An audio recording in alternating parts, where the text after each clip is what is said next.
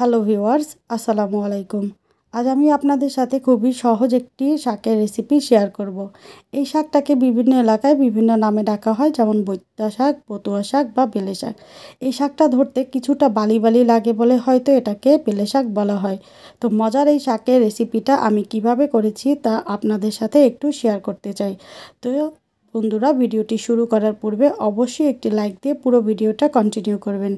আমি শাকের নরম অংশটা কেটে ধুয়ে সুন্দর করে পরিষ্কার করে নিয়েছি এবং চুলায় একটা পাত্রে শাকগুলোকে নিয়ে নিয়েছি। আর এখানে দুটো মাঝারি সাইজের আলু এভাবে ছোট ছোট টুকরো করে নিয়েছি। এখন চুলার আঁচটাকে মিডিয়ামে রেখে তারপরে আমি শাকগুলোকে সিদ্ধ করে নিব। এখন আমি এখানে দিয়ে দিচ্ছি 3 থেকে 4 কোষ রসুন কুচি, 4 থেকে 5টা কাঁচামরিচ মাঝখান থেকে ফালি করে নিয়েছি, আর দিয়ে দিয়েছি স্বাদমতো লবণ। লবণটা একটু বুঝে শুনে দিতে হবে, কারণ শাকটা যখন সিদ্ধ হয়ে যাবে তখন এর পরিমাণ অনেকটাই কমে যাবে।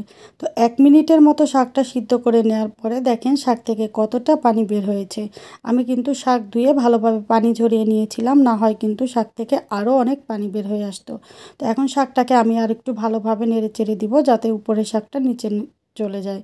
তো আবারও ঢাকনা দিয়ে ঢেকে শাকটাকে বেশ কিছুক্ষণ সিদ্ধ করে নিব। যখন শাকে খুব সামান্য পরিমাণে পানি থাকবে তখন আমি শাকটাকে তুলে রাখবো এবং চুলায় আরেকটা প্যান দিয়ে দিব। এখন আমি প্যানে দিয়ে দিলাম বেশ কিছু পরিমাণে সরিষার তেল। ভর্তা ভাজিতে সরিষার তেল খেতে আমার বেশ ভালো লাগে, তবে কেউ যদি না চান তো এখানে সাদা তেলটাও ব্যবহার করতে পারেন। দিয়ে দিচ্ছি দুটো মাঝারি সাইজের পেঁয়াজ কুচি আর 3 থেকে 4 কোষ রসুন।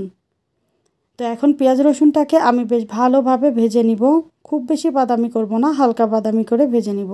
পেঁয়াজ ভাজা হয়ে গেলে এখন আমি এখানে দিয়ে দিচ্ছি সেদ্ধ করে রাখা শাকটা দিয়ে তারপরে আরেকটু ভালোভাবে নেড়েচেড়ে মিশিয়ে নিব। আমি কিন্তু অল্প পানি রেখেছি শাকে, এতে করে ফোড়নটা বেশ ভালোভাবে শাকের ভেতরে ঢুকে যাবে, কারণ পানিটা শুকাতে শুকাতে ফোড়নের পুরো ফ্লেভারটা শাকে ছড়িয়ে যাবে।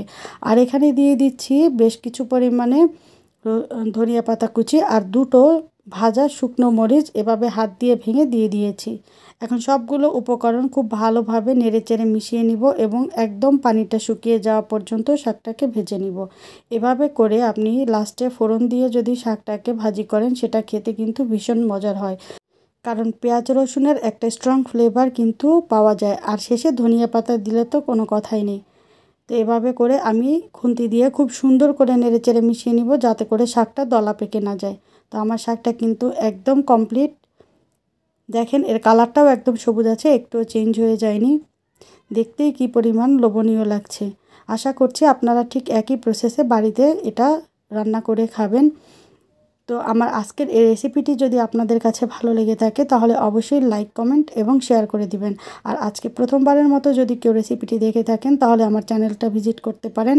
এখানে বেশ কিছু রান্নার রেসিপি শেয়ার করা আছে, হয়তো আপনাদের ভালো লাগতে পারে। আর নতুন বন্ধুরা অবশ্যই সাবস্ক্রাইব করে পাশে থাকবেন। আল্লাহ হাফেজ।